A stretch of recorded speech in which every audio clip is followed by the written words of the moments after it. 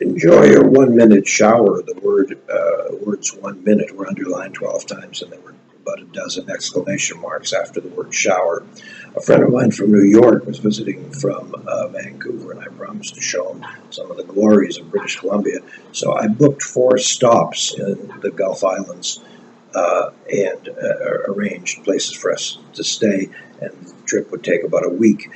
First stop was Galiano Island, where the brother of a friend of mine had.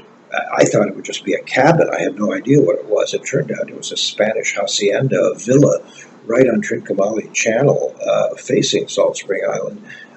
And it was huge, spectacular, beautiful, well-equipped place. And there was a stairway walking down to the dock. There was no boat, and the water was too cold for swimming, but just sitting there on the dock and staring at nothing and watching the water was good enough for us. It was fantastic. The second step was the home of my friend Jeff and his family, and they were up north visiting somewhere or other. And some years earlier, they had cut down trees on their 5-acre site near Vesuvius Bay on Salt Spring and built this farm, which was called Deer Run Farm. They built this beautiful 3-bedroom log house. And I knew the place very, very well.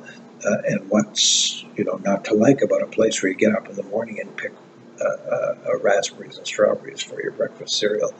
The last place was the famous Empress Hotel in Victoria, and that was wonderful as always. But the story really is about the third place on Hornby Island, which only takes 3 ferry boats to get to. And this belonged to a woman who was a psychologist, and she was a friend of a friend. When I went to pick up the key from her, by the way, she was charging us $50 a night, and we went 2 nights.